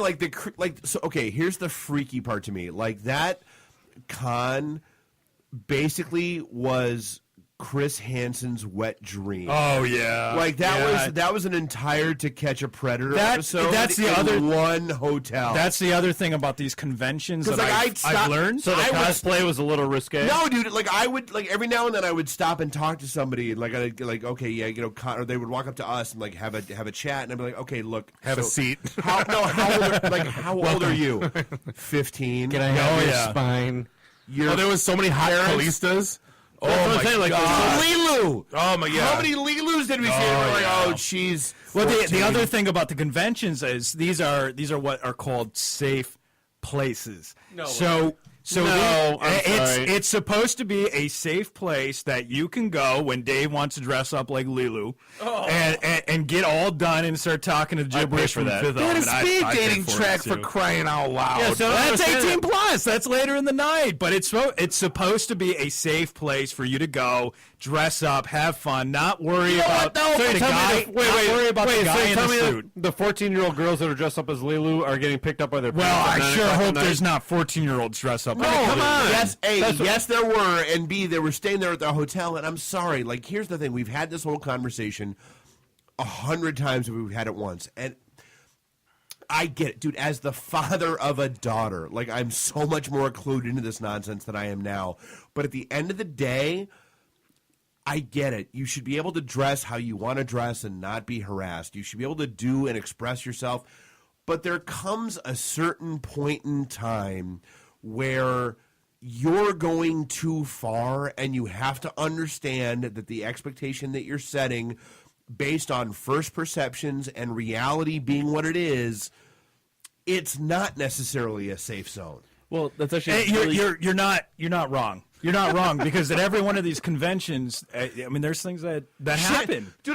That need to be reported. Dude, even in the Midwest media group, there were like people like, oh, well, this happened. Like, Oh, yeah. I'm not trying. Like, At the last convention, the same things happened. So, dude, I'm not trying to be the asshole. Like, I'm not. well, I'm you're not wrong. Like, you're not Ian wrong. just tweeted that Yumacon's even worse. Hey, well, I'm not trying. Yumacon's 10 times bigger. It's Right. the same thing. And I'm not trying to be the asshole that says, "Oh, she deserved it." Like, no, that's not my never, point never, at all. Never. But you know what? I was. You know what, Dave? You're talking about personal responsibility. you don't walk down this. God, you don't walk through Southwest Detroit with $50 bills stapled to your pockets. How about that IT and the D panel at which Midwest was outstanding Media Expo? because, well, screw. I had fun there. It was the only panel that a drink got hand delivered to me by like Luigi and Mario, the Right. Mario twins. That was made them fantastic. deliver us alcohol. No, you know what? My biggest regret for You know what? Midwest. For what it's worth, they deserve a goddamn shout out. Thank you, Ian and Darshan. Oh yeah, those guys were awesome. Mario and Luigi. For being Our seeing eye dogs. For being our goddamn seeing eye dogs and keeping us sane and getting us where we needed to be and not letting us lose our shit, because there were many times where we were about to lose our shit. Well, it was difficult to navigate. You didn't need to buy a ticket. Ren I Center. found out. Like, we're walking everywhere, and we didn't need to show our passes to No, anyone. yeah, unless you're going into one of the panels or the No, not even that, dude. It was the gaming room and the dealer room. Those were the only two places where we saw people that were Wait, checking a back. gambling and dealing room, and yet this You know what my convention regret is? geared No, towards dealers, teenagers? vendors. Not gamble, not What video kind games. of dealing video was games. going on? Nerds. Oh, No, my biggest anime regret stuff. is I found a costume on Amazon, which is the inflatable tauntaun. And we did that you're have riding, those. kind of like Yoshi. Dude, you I'm know, not gonna lie, we should have had those for this weekend. Motor City Comic Con It is going to makes- be. We're going to be riding the inflatable tauntaun. I heard you guys are coming out for a LARP competition later in No. the year. I know. No. And Bob's going to be mounting a tauntaun and a sword. No. Right? No, because you know why? I would never have said that. For those that don't know what LARP is, you missed out on some conversation. That was those rack show bastards. No, it's apparently I learned it. I knew it existed, but I never talked to anyone that actually did it. It's live action role playing. Yeah. Where you're playing like Dungeons and Dragons in the woods. Yeah. And you're like, you get With bumps- with I bump saw that on swords. their Facebook. yeah, you page. get hit with like a fake sword, and you're like, oh, and you go die. Yeah. Well, no, then you lie about it. You lie about not getting. No, it. that's totally what I would do. I'm like, I shoot you with a magic bullet. No, I miss me. saved versus poison. Right. Yeah. Reverses. No. Pew pew. I got you. No. Pew pew. Pew pew. That stuff. I'm not gonna lie. What else did you guys catch at the As a society, that Midwest scares Media the Expo? living shit out of me. Why does that It's scare kids you? having fun. I don't care. It's innocent fun. Go Why play does it scare football. you? Why? Because it's Football is an organization of guys going kid. out. Wow. with Get a rules brain and injury. having Fun. And Bob just alienated the entire Geek Convention of our show. I was already alienated. They knew I was a suit. You wore a suit there. Yes, that is true. All right. How about the rest of Midwest Media Expo? Did you go to anything that you did like? That you Yes. did enjoy? No, What dude, did- don't get me wrong. Like, I actually enjoyed the entire weekend. Like Yeah, absolutely. the people, the folks, the it was the atmosphere. All right, so I missed it. I was people that are really, really into what they do, and I'm Oh, all yeah. about that. It is a diehard. Anytime you've got geeks that are just Passionate about diehard, what they do. passionate. I don't care what it is. Sports, anime, cosplay, They deep dive into it. LARP, whatever. Yeah. Anytime somebody is so into what they're doing, it's infectious. Yes. It's absolutely infectious. when I mean, they asked what our favorite retro video game was, and I'm like, Madden 92, yeah! And the crowd's like crickets. The guy next to me is like, that boy said sports. Zelda Sword of the Stones are like, yeah! I'm like, oh boy, Madden 92, what's wrong with you people? what is this football you talking Yeah, I know. about? Somebody say for Get out of here. Competitive sports? I don't understand. Oh my god. All right, let me give you my rundown of Every what I answer saw Bob on gave here. at a panel. Give me the rundown. Give us All the right, rundown. here's a rundown of what we were able to attend. We saw. Do you guys know who Deadpool is? Yeah. Have you seen that comic book character? No. He's like the No.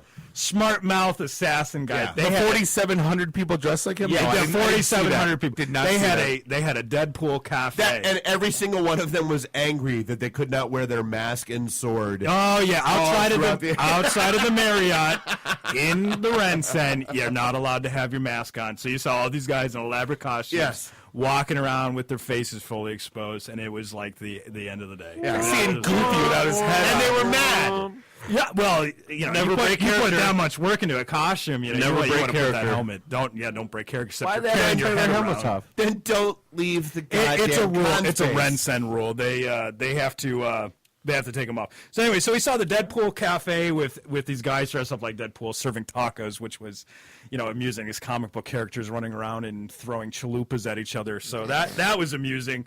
We saw a couple performances, but the Harp Twins were there. These are Yes, they were. couple of twins with electric harps playing Slayer and death metal. I'm not and gonna lie. original I'm not gonna songs. lie. I'm sad they left town last night because Yeah, well, there was a lot of people that would have been fun to have on the show. We saw the Harp Twins. We saw Voltaire, which is that guy's fantastic live. Yeah. I don't know if you saw the concert, but at the end of it, he did one of his popular songs, and he brings everybody up on stage, which I thought was cool. You know, especially get fan engagement. Yeah, at a place like this. Yep. You know, what aren't you going to? I mean, yeah, of course you're going to have the fans come Yeah. up and. Man, I saw so many people Facebook tweeting like, "Oh my God, Voltaire took me on stage and we sung the song together," and that made all of those kids, you know, extremely happy. The rest of the year, Yeah. done. Yeah, they'll be talking about that for Facebook memories made selfies. I made Santa had. Claus. Another shout Shut out up, Madden. to Steam Powered Giraffes, which is another show. They're like one part steampunk comedy bit, one part like old western folk rock. And they Sweet. play it up through holograms and different TV projections, as they're all AI based band. Yeah, their music wasn't bad, and I mean their shtick is they're supposed to be robots. It was Like good. Daft Punk. Nah, not like Daft Punk, but Old schooly, like Wild West cogs robots, and like- gears and, okay, and right. mechanical things and all that. The other things we saw the cosplay contest. Two of my favorites there. Did you guys see the giant Frankenberry 2.0? Yes. Was that guy not the coolest? Dude, that guy put way too much thought and effort. That's the kind of passion we're talking about, though. That's the That kind of guy effort was you guys see. awesome, man. I wanted to hang out with that dude with his Frankenberry 2.0. He's walking around like 10 feet tall. There was a guy dressed up in Halo armor that made it a samurai costume. He would have been a far better choice than the girl who wound up crying at our bar table. Oh yeah.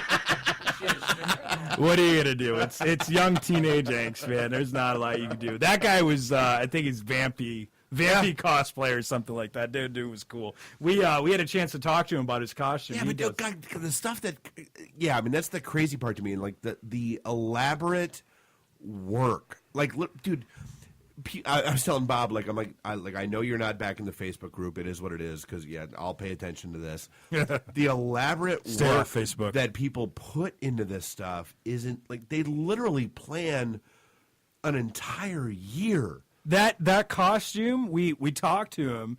That Halo samurai costume is made out of 110-pound paper cardstock that is printed out with dashes and lines that he sits there and folds and puts together into a certain way, and then puts epoxy onto the back of it. I mean, it's paper. I mean, he made that whole costume out of paper. This is why you're not getting laid. I was going to say, he is. I've never met a. Good morning, Vietnam. I've never met a white man in more dire need of a blowjob in my It's commitment, man. I mean, making an outfit out of paper. That's cool. crazy. How does he go to the bathroom? My What about respect. the paper cuts? My respect is the guy that makes it himself. DIY. I got you on DIY anyway. I'll defend anybody that makes anything themselves. So, blood, sweat, and tears. Yeah, because like the shit that we're gonna ever wind up, we'll buy it. Yeah, in the digital age, we don't make anything anymore, No. and we forget about working with our hands. So anytime somebody's making something themselves, kudos. Man. All right, so to that Kudos. point, did you guys run into anyone that 3D printed any of their stuff for any of their costumes? Absolutely. Not so much the full costume, but you see lots of props. Yeah, you'll see guns and weaponry and things. Gears and Okay, well, so totally either that's went out totally and bought making one or inroads no. into the whole cosplay. Well, and that arena. was the funny thing is, I talked to a lot of these cosplayers. Rob's never going to say anything. I can't see him. He doesn't deserve to. He has a man bun. 6 beers in. He brought the ponytail. He deserves it. He asked for it. Let's be honest. But my thing with these cosplayers are, these guys are coming through make an entire costume on a bumper. I'm like, have you? And our site exists. The Connect Geeks with other geeks and events and things. Have you checked out Maker Faire? Well, and we met you guys at last year's Motor City Comic Con. Right. That's how that all started. And have you been to a hackerspace? Yeah. These folks, I3 in Detroit, that has a hackerspace, has 3D printers and CNC machines and laser cutters. And CNC Music Factory. And CNC. And going to make you sweat. It's going to make you sweat till you bleed. But, you take these things, think about the next level for these folks, man.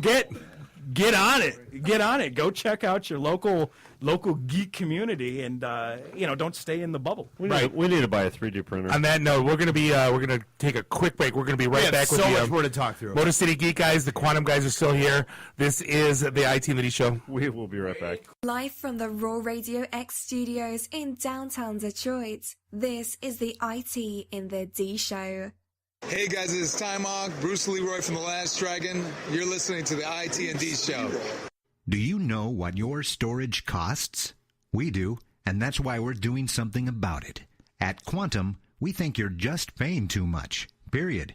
We've been helping our customers protect their data since 1981 while reducing their total cost of ownership, often by as much as 40%. We believe your strategic data protection plan should take advantage of all available technology. Let's talk some more at 586-745-4DXI. That's 586-745-4394. Quantum. Established name, new ideas.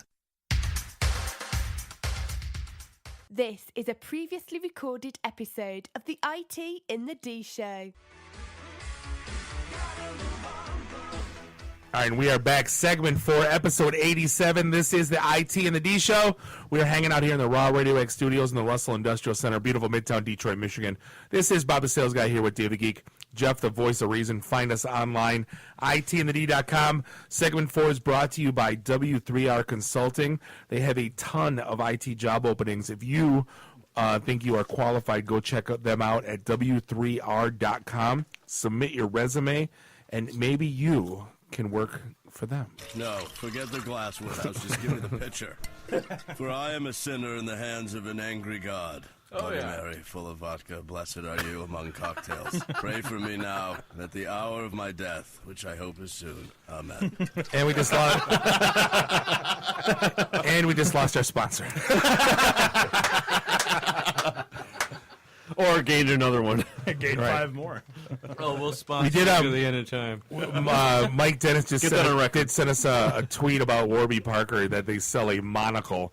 Yes. I so help me God, if I go anywhere, any bar in Midtown Detroit, and I see a bartender wearing a monocle, You just sold 100 of them. The next drink you have is going to be with the Monopoly guy. or like Peter Zetcha from the Chrysler days. Mr. Peanut. I mean, yeah, he was Mr. Monopoly. Yeah. Like I can't even. Curly mustache and monocle. It's going to happen. You know it's going to happen. Absolutely. You would have to bury me right there at the bar because I would fall over dead. It just What's the haircut there? The pompadour haircut. It's going to have the wool scarf. Yeah, the duck butt pompadour with the monocle, with the monocle and curly the mustache. scarf. Oh, that's hipster stuff. Yeah. I saw hipsters. Over at the on the riverfront over at Midwest Media Expo, I had to stop a guy. He was riding around on this chromed out bike, and I said, "Hey, is that a fixie? Do you guys know what a fixie is?" No.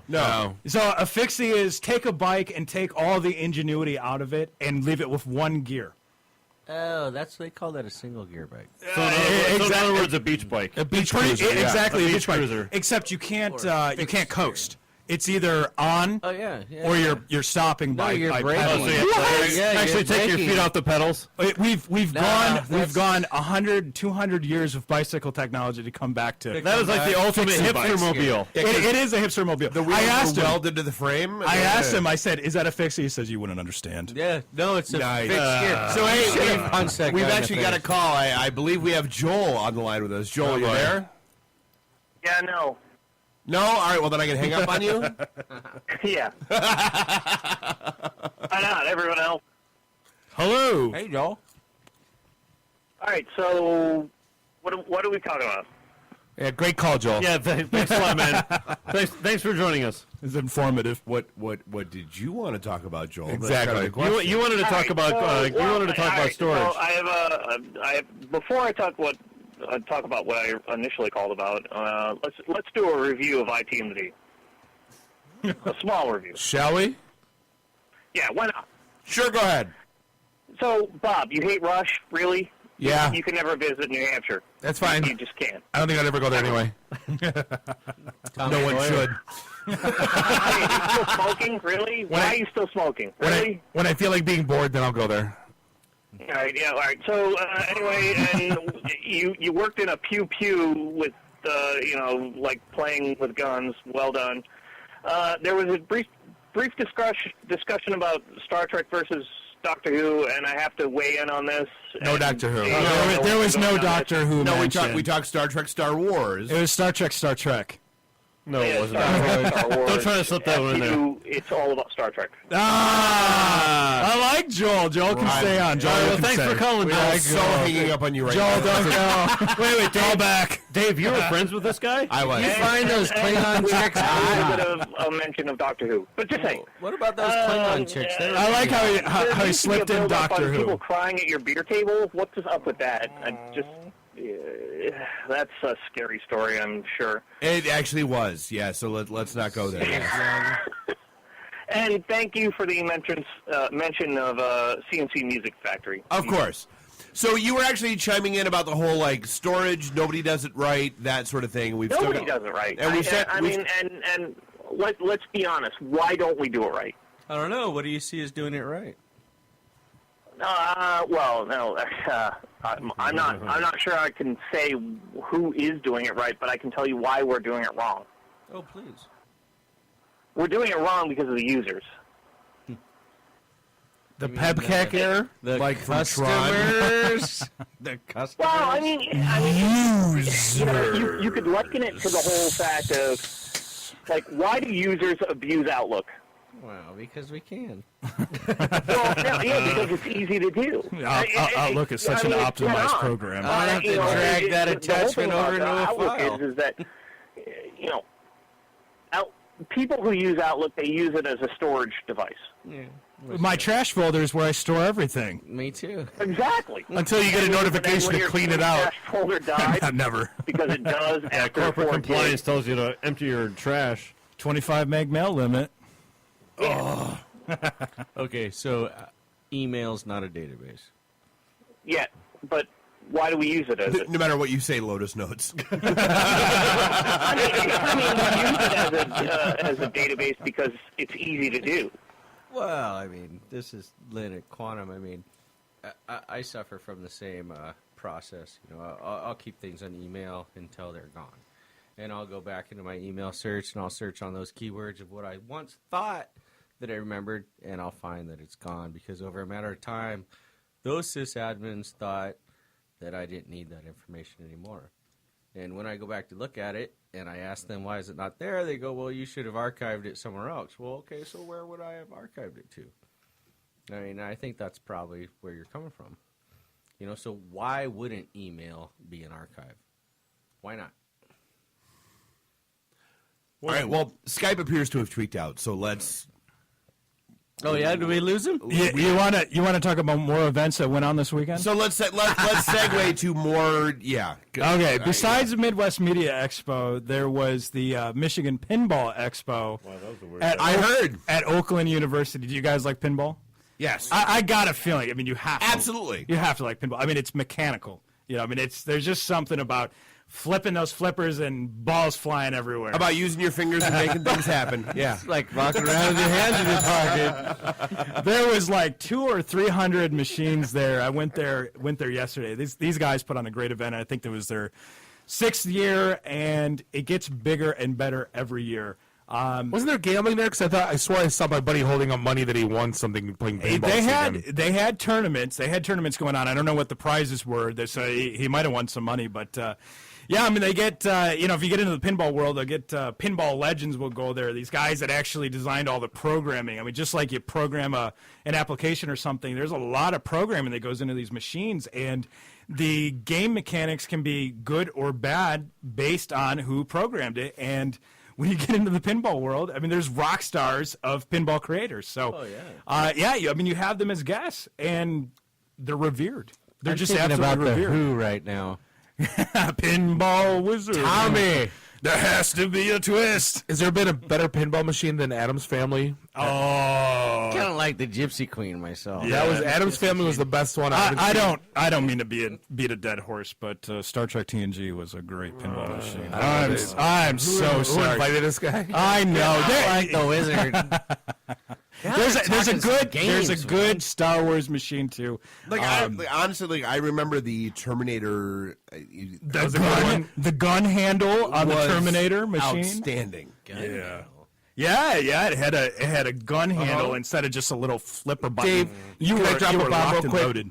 I saw it was a Craigslist ad. Once in a while I look for stand-up arcade games because I want WrestleFest back because I regret giving it back 10 years ago. There was a Flash Gordon pinball machine for $1,000 on someplace on Gratiot. Why is that not in your basement? And I called the guy and I said, "Hey, is it working?" He said, "Yeah."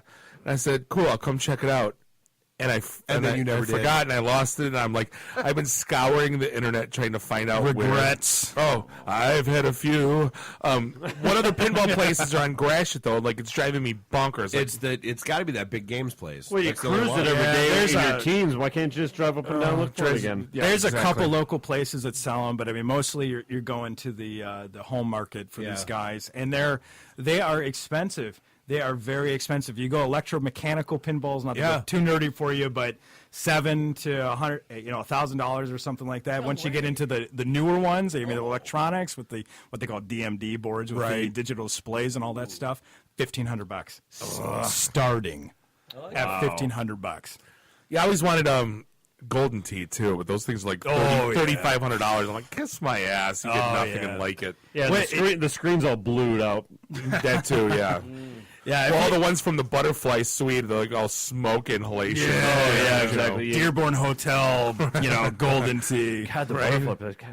Butterfly's at Menards now. I wanted to cry. God, I used Went to to hang my out there parents' all the house. time. I know, I love that place. So besides the Michigan Pinball Expo, there was the International Tabletop Day, and this might not tickle your fancy, but it tickles people like Rob's fancy. The what? International Tabletop Gaming Day. So ping pong? Well, no, not ping pong, but I guess that would fly. But guys like Will Wheaton are heading this up. So Will Wheaton? Wheaton. I'll put him down. So it's all the it doesn't matter what it is. Board games, whatever. These guys are playing it. So we went down to. It's like that Magic the Gathering crap. Not necessarily. I mean, it could be Monopoly. I mean, it doesn't matter. You play it on a table. It's a board game. It doesn't matter. Clue, Risk, board. Monopoly. Dirt shoots and bladders. Yeah, shoots and bladders. Whatever you want. Shoots and bladders. Twister. We went down to Pandemonium Garden City, and they were actually celebrating this thing, and they had lots of game demos set up. They had raffle prizes, all kinds of things for the kids. I think it's in their 3rd year that they're doing this international. Now, tabletop why would thing. that have not just been a part of what went on at the RenCen? Well, it actually Because when you a get section at Midwest Media Expo dedicated to it, right alongside the arcade and LAN gaming center where all the adult computers set up. Right. A lot less well known. There was an entire with 3 different game stores: Gilded Blades, Eternal Games, and Gamers Gauntlet out of Sterling Heights and Madison Heights.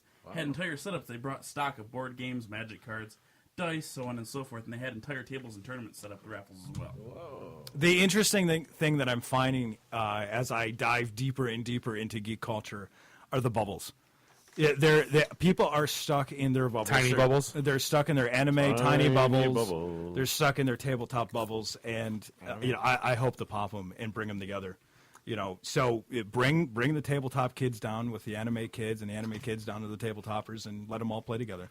So you're a bubble popper. Why wouldn't you? I'm a bubble popper, man. Nice.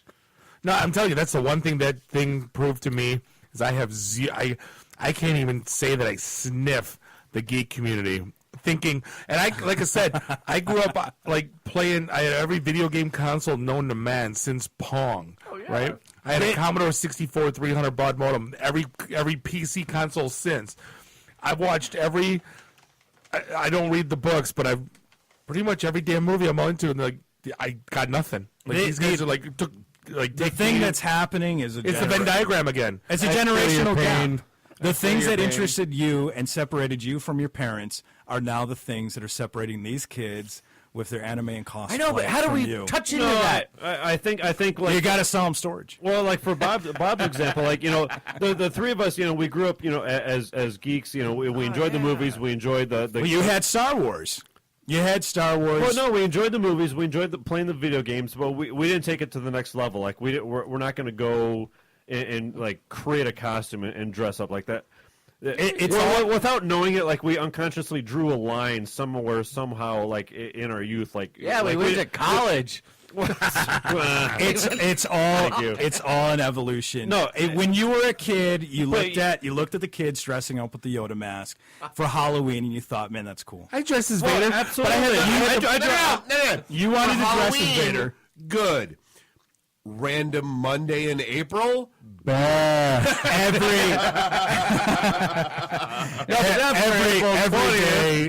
day. Also, the difference was I had the plastic Kmart Darth Vader mask. Exactly. And my mom's soda cape, right? Right. And we did not it wasn't like $1,000 investment. That was 6th grade, and that was it. And like every day is Halloween. And you got a flashlight and hope your dad will smoke a cigarette. Line. No. And you had a flashlight and you prayed to God your dad was having a cigarette next to you so you can do the, that was it. That was all we had. Right. And we were happy. You have no idea how accurate Bob's description is. Well, the generation isn't happy enough with that That's stuff. a line out of ministry that every day is Halloween. Yeah. Right? Yeah, good man. You caught it. Goblins, Halloween. So next event's coming up. Are you guys going to Motor City Comic Con? Duh. Okay, just checking. Wow. Yeah. After that is I'm actually worried. I'm already worried, and I'm okay saying this because he listens every now and then. I'm already working on the next drunk weekend festivities with Billy Zabka. You got both of them this year. We've got Machio. Machio's going to be this year.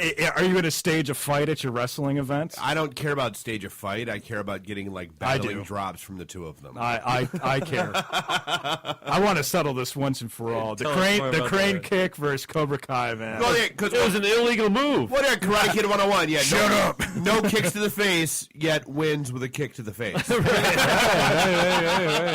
Mercies for the weak. After Motor City, you guys going to check out Maker Faire? Yes. Maker Faire is an awesome event. Is it bourbon? What's that? No, Maker Faire is at Henry Ford. It's not to be missed. Not to not miss. Maker's Mark Affair. Not Maker's Mark. Can we go to Maker's Mark? I want to go to Maker's Mark. You can try to make Maker's Faire Maker's Mark if you want. I'm sure someone there is making Maker's Mark. I'm yeah. sure. There's alcohol. Like the potion. There's alcohol. You'll fit right in. Interesting. After that, you're on to your favorite. I think Bob's going to be excited. Maker's Mark. Yumacon. No, you know what? I'm going to surprise all you assholes. And wait till my costume at Yumacon. I want to see it. It's Halloween. I'm surrounded by assholes. It's going to be Kenny Powers. Yumacon. I got dressed as Kenny Powers. Yumacon is it gonna be during Halloween. It's Captain Chaos. We were corrected. It's not Yumacon. It's Yomacon. Yoma? Andrea. I'm sorry, Andrea. Yeah, right. How do you get Yoma? I don't know, but Yomacon's over Halloween, so it matches Bob's rules, so I want to see him in drag. Oh. Bob's going to dress as Aura from Flash Gordon. Not the ballrooms! Damn you, father! Damn you!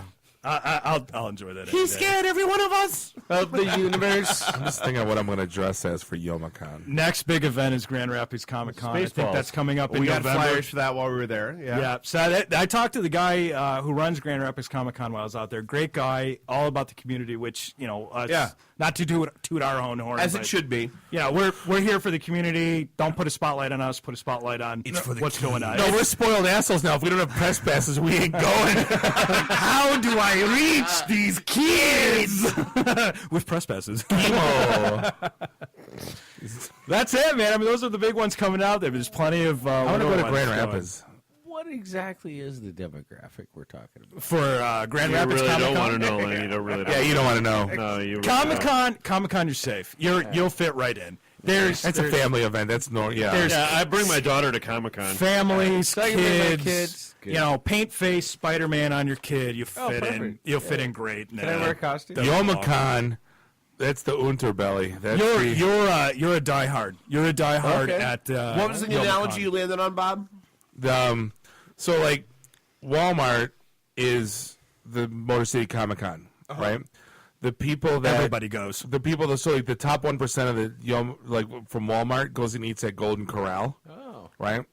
I like that. And then those top 1% have stands at the flea market, right? Like at Dixieland. I sell stuff. And then the people that eat at the flea market are the people that go to YomaCon. That's the geek community dissected, Nice. like broken down.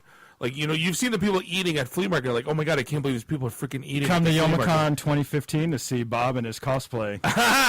Eating at the flea market.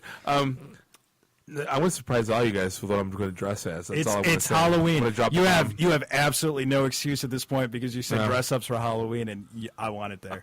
No, it's I on. want to see it, It's man. on. The gauntlet's I done. dropped it. Like, Princess Vespa or Kiss My no, Ass. Dave's going to be No, Barf. Bartholomew. Dave's going to be Barf. Dave's Colonel Sanders, and I'm going to be Major Asshole, or the other way around. We haven't figured that out yet. Lord Helmet.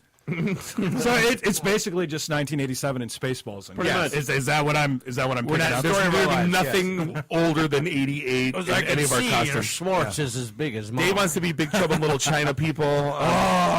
Dude, I want us to be the Furies. Oh, man. I kind of. I live for that now. I live for that. That is my life. Like, I want now. the big giant wicker basket hats. Who's going to explode? Who's going to explode? That would Who's be Bob. Bob. Can't I just ride around in their inflatable tauntaun and just be done with it? Tauntaun. No. As long as you Get the dress lift. up and If participate. Bob doesn't find a challenge bathroom accepted. somewhere in the Comic Con, I it's know. going to If explode. I don't want to poop in the damn tauntaun, I'm not wearing it. I'm not. Bob is really poop focused. Low hanging fruit. What'd you say? Said It depends. Asshole. All right, just on that note, we're wrapping up episode 87 of the IT and the D Show. Thank God. Find the Motor City. God damn it. Go on Facebook and give the Motor City Geek guys Well, a like. we'll do the roundup. So, Quantum, where do we find you guys at online? Quantum.com. It's No, it's- www.quantum.com. And Facebook, it's Quantum Corp. I think on YouTube it's quantumknowhow.com. You get a YouTube Didn't channel. ask you It's like about Napa. YouTube. It's like Napa know-how. Asked Exactly. about Facebook. But, Facebook, I don't even know if we actually have a Facebook presence. Napa know-how. About Twitter, Yeah, you do now. I don't think anybody really cares about Facebook, to tell you the truth. Yeah, just 500 million users. There to play details, yeah. All right, so Motor City Geek. where do Motor we find City you guys? Geek. You can find us on Facebook.com/Motor City Geek. Give us a like if you like the page, or check us out at MotorCityGeek.com. I got to give a couple shout outs if that's okay. Some of the people that I'm just going to keep talking to you until you punch me. Some of the people that helped us out at the convention, because it's not just me and Rob. Adam Herbstreit from Wolverine Lake Films. This is a bad idea. He's doing a video of the convention. Wait, so- Rob's here? Yeah, Apparently. Rob's behind me. He's just quiet, or I talk over him. I'm sorry. You Rob. talk over. That's all right. Katie O'Rear, Facebook.com. She's a model. She helped Huge us fan out. of any model with the last name O'Rear. Scott left in the Buford. front. Scott Buford from Sock Monkey Web Design, who's furiously working on our website so that so he can get it done right now. I said you better have it done Sock before Monkey. the show's over. That Get it funky done monkey. right now. Chris and Dave from GWA, and us from Motor City Geek. Thanks, IT and the D. Shut up, Mimsy. Thank you. Shut up, Mimsy. Shut up, Mimsy. We done yet? This is episode 87 of the That was IT Video Show. I guess we are. Appreciate you guys. Appreciate everybody hanging out with us. We will see you next week. No, we will see you Thursday. At the Blackfin. Drive careful. Beat it. See ya. Good night. The emergency destruct system is now activated. Conan, what is best in life? To crush your enemies, see them driven before you, and to hear the lamentation of your women. Long live Flash. You've saved your Earth. Have a nice day. I have come here to chew bubblegum and kick ass. And I'm all out of bubblegum. Nice shooting, son. What's your name? Murphy. Make the run. The run. Game over, man. Game over. It's over, Johnny. It's over. Nothing is over. Nothing. You just don't turn it off. I can't say no, and I don't really want to, so... Well, especially with the back doors open. Yo! Hold up! Time out! Time out! Y'all take a chill. You need to cool that shit out. And that's the double truth. Ruth. Bob loves it in the can. I hope this was as much fun for you as it was for me. That's why I like it in the can. Joe, own the truth.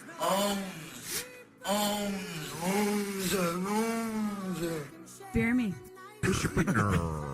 My job is to make sure this program is morally upright and cultural and wholesome.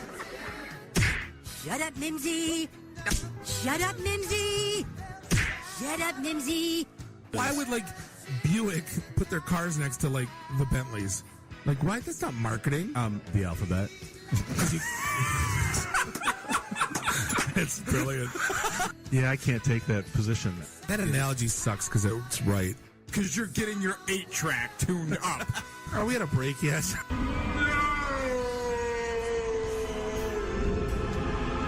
Yeah, so now I'm just doing stupid stuff to make me laugh.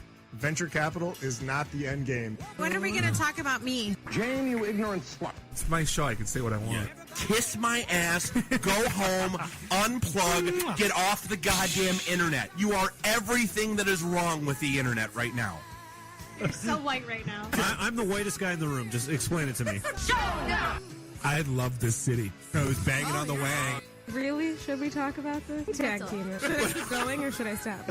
Can I just say, it's been great being on a show that talks about Mickey Rooney dying for 20 seconds and then poop for 10 minutes.